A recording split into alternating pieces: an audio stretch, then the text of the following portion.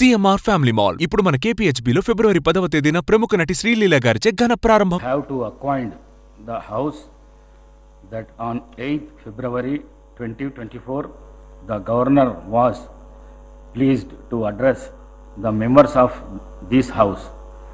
A true copy of the addresses has been laid on the table of the house. I have to announce to the house that amendments to the motion of thanks to the address by the governor will be received by the secretary legislative up to 11 a.m. today, the 9th February 2024. I am to announce to the house that seating allotments have been made to the honorable members in the house and the members are requested to sit at their respective allotted seats.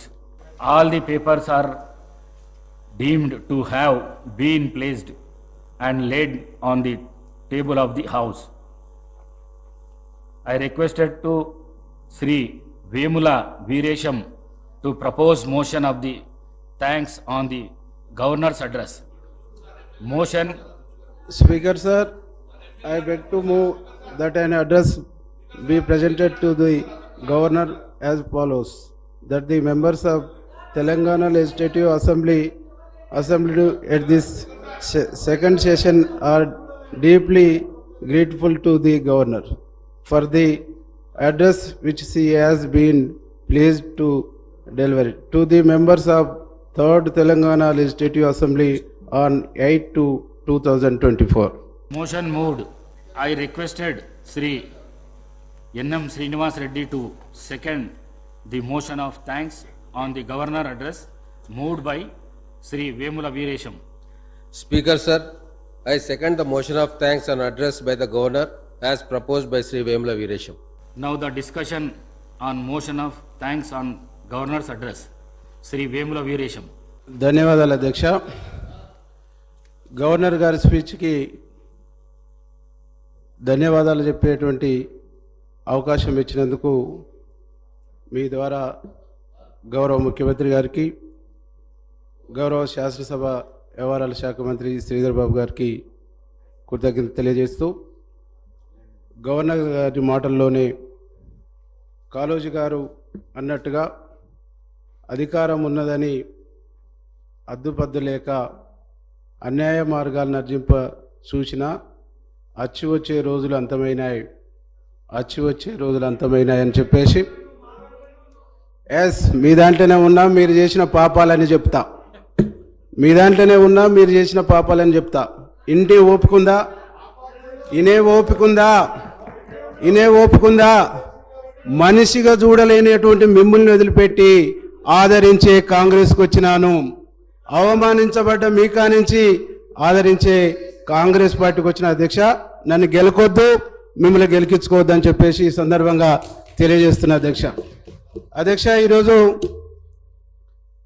Kaloji గారు మాటల్ని ఒకసారి గుర్తు చేస్తూ, తెలంగాణలో ప్రజాపాలన, తెలంగాణ ప్రజల ఆకాంక్షకు అనుగుణంగా ప్రభుత్వం ఏర్పడినటువంటి ప్రభుత్వం ఇక్కడ ప్రమాణ స్వీకారం చేస్తుండగానే ప్రగతి భవన్ ముళ్ళ కంచెలు బద్దలై తెలంగాణ వచ్చినాడు ప్రజలు ఎలాంటి స్వేచ్ఛతో ఉన్నారో ఇక్కడ కాంగ్రెస్ ప్రభుత్వం ఏర్పడి గౌరవనీయులు పెద్దలు ముఖ్యమంత్రి రేవంత్ రెడ్డి గారు మంత్రివర్గం ప్రమాణ స్వీకారం చేస్తున్నప్పుడు తెలంగాణ సమాజం అంతా స్వేచ్ఛా వాయుల్ని పీల్చుకుందని సగర్వంగా నేను తెలియజేస్తున్నా అధ్యక్ష.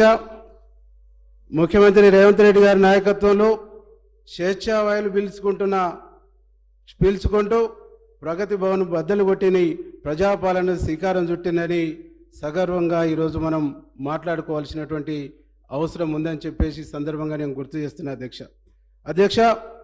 ప్రగతి భవన్ ఏ ప్రజల ఆకాంక్షల కోసం నిర్మించబడ్డదని చెప్పారో ఆ ప్రజలకు ప్రవేశం లేనటువంటి సందర్భంలో, ఆ ప్రజలకు ప్రవేశం కరువైనటువంటి పరిస్థితుల్లో తెలంగాణ సాయుధ పోరాటం నుంచి మొదలుకొని అనేక ఉద్యమాలు, అనేక పోరాటాలు ఏ దొరల దోపిడీలకు వ్యతిరేకంగానైతే సాగినాయో ఆ దొరల గడిలలాగా నిర్మించబడి ప్రజలకు దూరమైనటువంటి ప్రగతి భవనం కాంగ్రెస్ పార్టీ అధికారంలోకి రాగానే ఆ ప్రగతి భవన్ గోడలు బద్దలు కొట్టి ప్రజల సంక్షేమం కోసం జ్యోతిరావు పూలే భవన్గా మార్చి ప్రజలు ఏ సమస్య ఉన్నా ఏ అంశానైనా స్వేచ్ఛగా పోయి చెప్పుకునేటువంటి ఒక గొప్ప అవకాశాన్ని కాంగ్రెస్ పార్టీ అధికారంలోకి వచ్చినాక కల్పించిందని చెప్పేసి ఈ సందర్భంగా నేను గుర్తు చేస్తా ఉన్నా అధ్యక్ష.